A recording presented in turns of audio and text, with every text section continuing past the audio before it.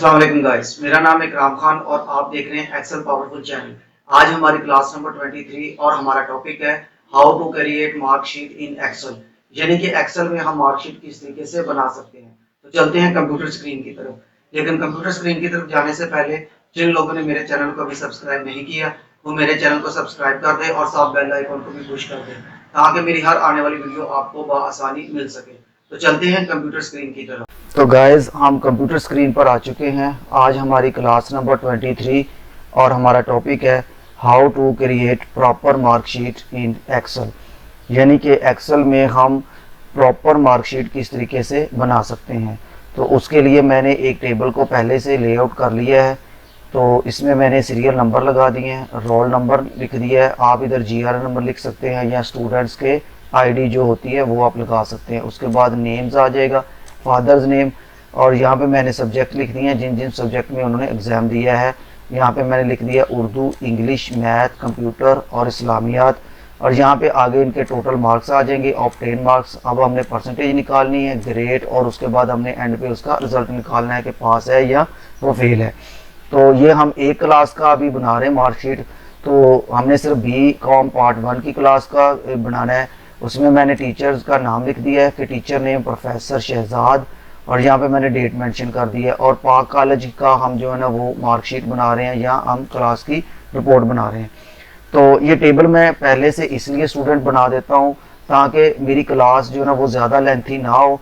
जिस टॉपिक पे हमारी क्लास है हम उस टॉपिक पे ही बात करें ताकि मेरा जो टाइम है वो उस पर ही ज़्यादा लग जाए। तो टेबल आपको इजी बनाना है, बनाने का तरीका मैंने अपनी कई क्लासेस में आपको बता दिया है, इसलिए मैं जो टेबल को पहले से ही तैयार कर लेता हूँ। तो हमने यहाँ पे सबसे पहले ऑब्टेन मार्क्स निकालने हैं। तो यहाँ से मैं एक्सेल की शीट को थोड़ा सा जूम करता हूँ ताकि आपको अच्छे तरीके से नज़र आ जाए और आप उसको समझ सके।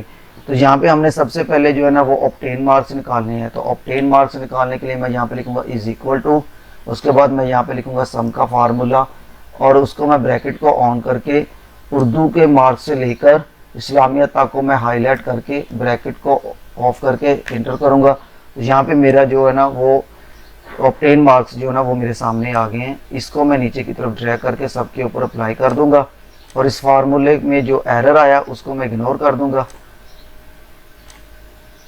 इसी तरीके से हम जो है वो अब परसेंटेज भी निकालनी है हमने। तो परसेंटेज का भी मैंने आपको अपनी पिछली क्लासों में बताया हुआ है कि परसेंटेज किस तरीके से निकाली जाती है।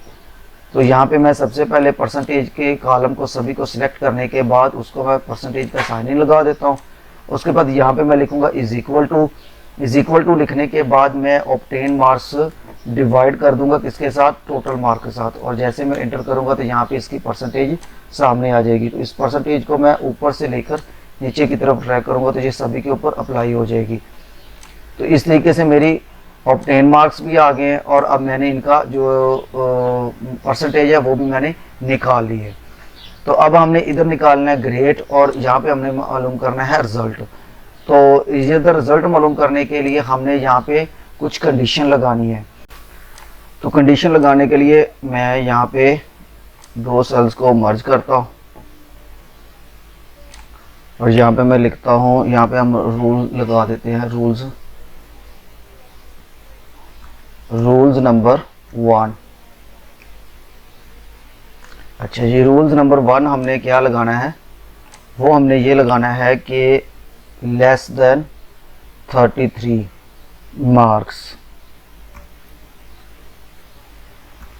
मार्क्स तो क्या हो जाए, फेल।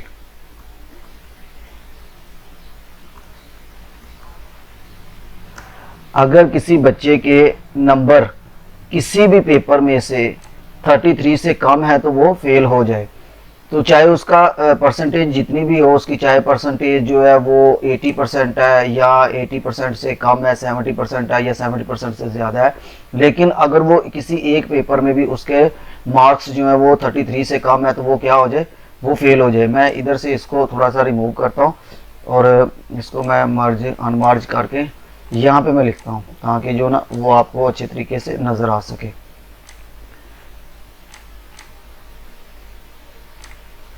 इसको मैं थोड़ा सा जूम करता हूँ और यहाँ पे मैं लिखता हूँ, यहाँ पे इसको मैं मर्ज कर देता हूँ।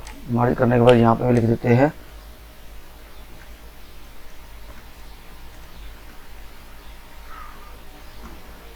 रूल्स नंबर 1 और यहाँ पे मैं लिख देता हूँ 33 लेस देन 33 मार्क्स फेल। अगर 33 से किसी भी बच्चे के नंबर कम है किसी पेपर में तो वो क्या हो जाए, फेल हो जाए। तो यह एक तो रूल हमने ये निकाल लिया। उसके बाद हम दूसरा ग्रेड का निकालते हैं। ग्रेड की कंडीशन हम क्या लगाते हैं, ग्रेड की हम कंडीशन लगाते हैं कि यहाँ पे मैं लिखता हूँ ए प्लस किस बच्चे के नंबर हो जाए, जिस बच्चे के नंबर जो है ना वो 90% से ज़्यादा हो। तो यहाँ पे लिख देता हूँ मैं 90%। और उसके बाद क्या लिख देते हैं, ए ग्रेड किसका आ जाए, ए ग्रेड आ जाए जिसके नंबर 70 से ज़्यादा हो, 70%। तो यहाँ पे मैं साथ साथ जो है ना वो ग्रेटर देन भी लगा दूं जिससे हमें पता चले कि इससे ज़्यादा नंबर हों। और इसके भी मैं आगे ग्रेटर देन लिख देता हूँ, ठीक है। और उसके बाद यहाँ पे अब आ जाएगा बी ग्रेड। तो बी ग्रेड के लिए हमने क्या करना है, ग्रेटर देन कितने नंबर हो, 60%।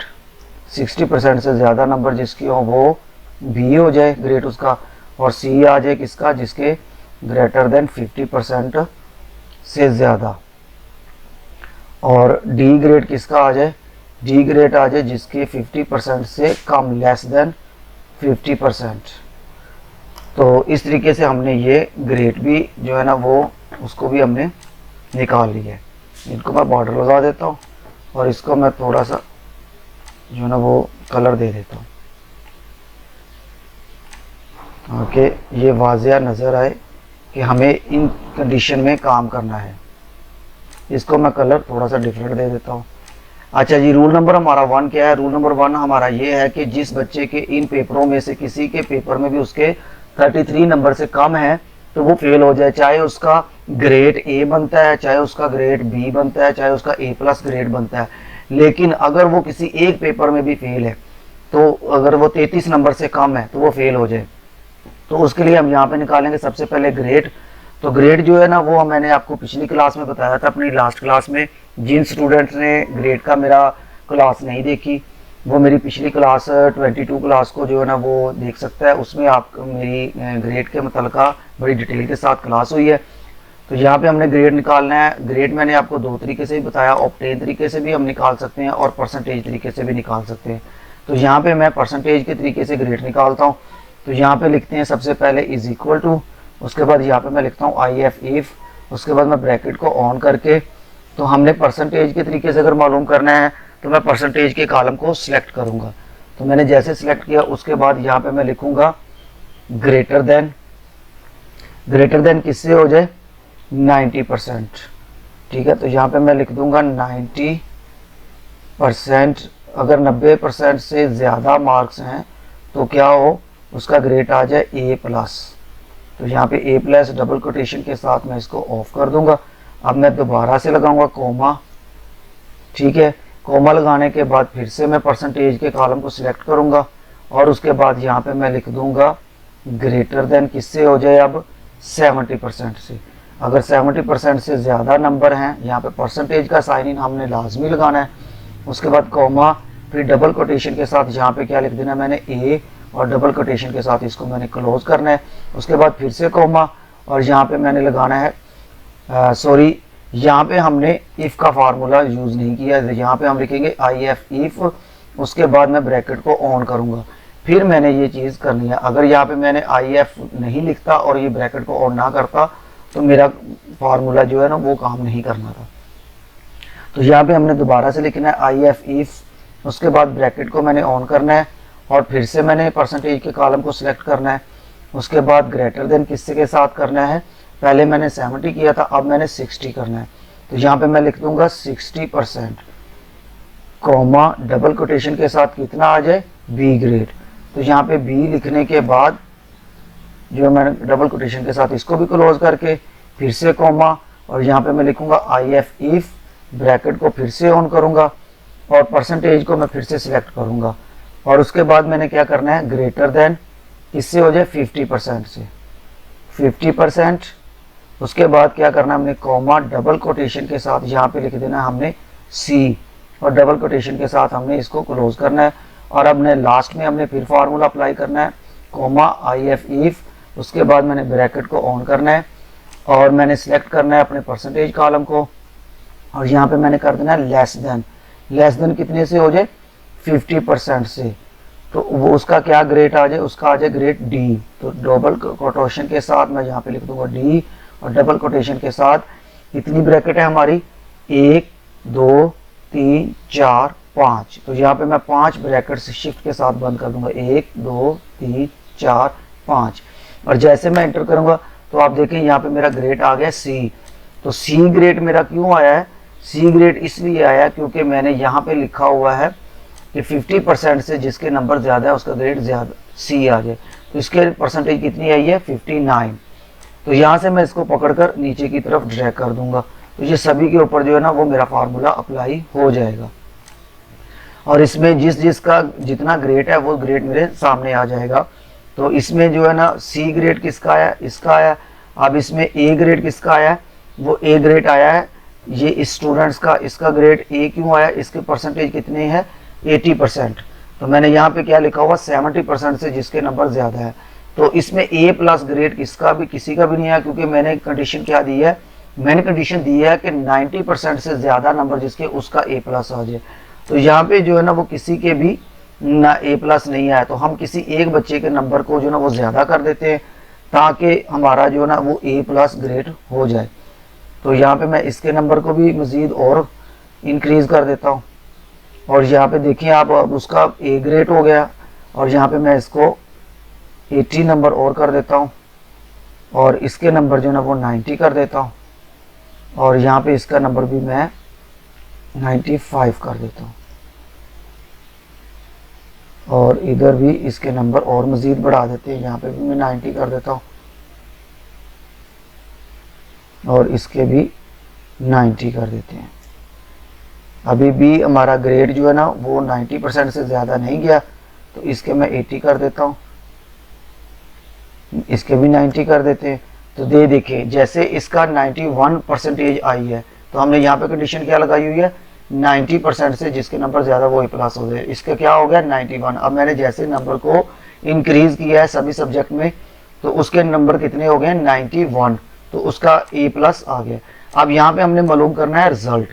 तो रिजल्ट मालूम करने के लिए हमने जो रूल्स लगाया है वो कौन सा लगाया है, वो हमने लगाया रूल्स कि जिस बच्चे के किसी भी मार्क्स में से 30% से कम नंबर है तो वो क्या हो जाए, वो फेल हो जाए।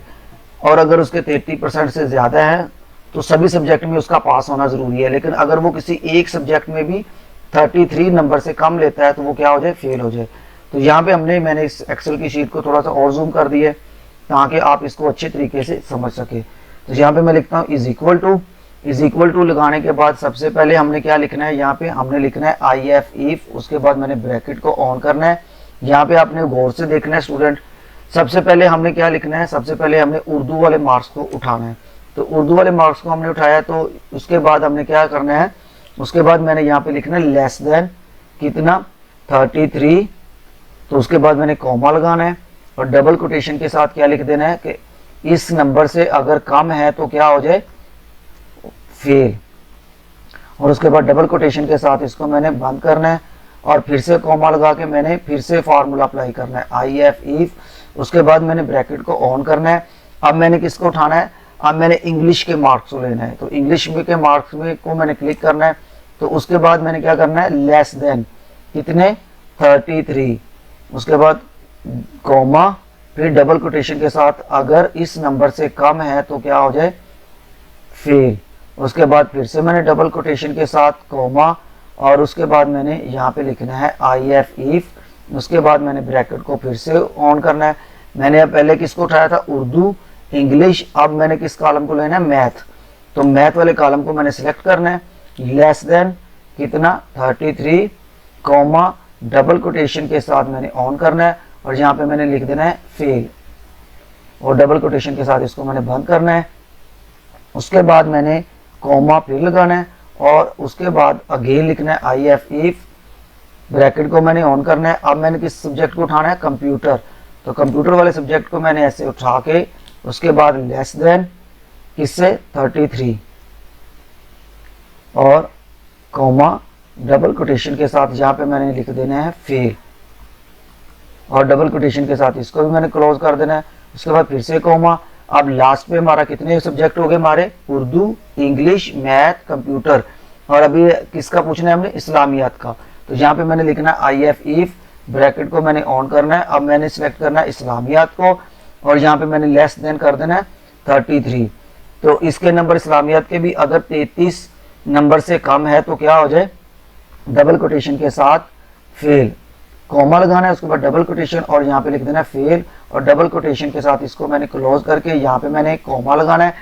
अब मैंने क्या करना है, अब मैंने ये सभी उसको सब्जेक्ट का मैंने बता दिया है कि अगर उर्दू में इसके 33 नंबर से कम है तो फेल हो जाए, अगर इंग्लिश में, मैथ में, कंप्यूटर में, इस्लामियात में अगर ये इन किसी नंबर में 33 नंबर से कम नहीं लेता 33 से तो फिर क्या हो जाए, फिर मैं यहाँ पे लिख दूंगा जस्ट पास, पास। उसके बाद मैंने डबल कोटेशन के साथ इसको मैंने क्लोज करना है और मैंने अपनी ब्रैकेट्स को बंद कर देना है, 1 2 3 4 5 और ये मैंने 5 सब्जेक्ट को हाईलाइट किया था और 5 ब्रैकेट्स को मैंने क्लोज कर दिया। सभी के साथ मैंने फेल लिखा है क्योंकि मैंने लेस देन लिखा हुआ है, लेकिन लास्ट पे मैंने क्या कर दिया, पास के। अगर ये किसी सब्जेक्ट में 33 से एक नंबर कम नहीं आते इसके तो क्या हो जाए, वो हो जाए पास। तो जैसे मैं एंटर करूंगा तो आप देखेंगे यहाँ पे इसका आ गया है पास। तो क्यों पास आ गया, क्योंकि इसके किसी नंबर में से इसके 33 से नंबर कम नहीं है। तो यहाँ से मैं पकड़ूंगा और इसको मैं नीचे की तरफ ड्रैग कर दूंगा।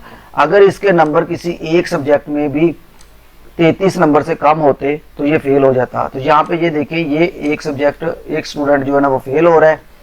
वो फेल क्यों हो रहा है, क्योंकि उसके किसी एक सब्जेक्ट में नंबर कम है। तो इसको मैं हाईलाइट करता हूँ आपको समझाने के लिए। तो आप देखिए यहाँ पे इसके नंबर, उर्दू में इसके नंबर 20 हैं, बाकी सभी नंबर में उनके नंबर ज्यादा है। तो इसके वैसे तो जो बन रहा है ग्रेड वो डी बन रहा है और परसेंटेज इसकी 46 है, लेकिन ये क्या है, ये फेल है। तो हमने कंडीशन क्या लगाई थी, हमने कंडीशन ये लगाई थी कि किसी भी सब्जेक्ट में, हमारा रूल नंबर 1 था कि किसी भी सब्जेक्ट में अगर 33 से नंबर इसके कम आते हैं तो वो फेल हो जाए, चाहे उसका ग्रेड कोई भी हो, चाहे ए ग्रेड है, बी ग्रेड है, या उसकी परसेंटेज 50% है या 50% से ज्यादा है। तो लेकिन अगर वो एक सब्जेक्ट में भी फेल होता है तो वो फेल हो जाए। तो इसमें भी इसके नंबर जो है ना, ये वाला स्टूडेंट है, इसके भी नंबर देखें आप, इसके नंबर जो है ना वो 33 से कम है, तो ये फेल हो गया।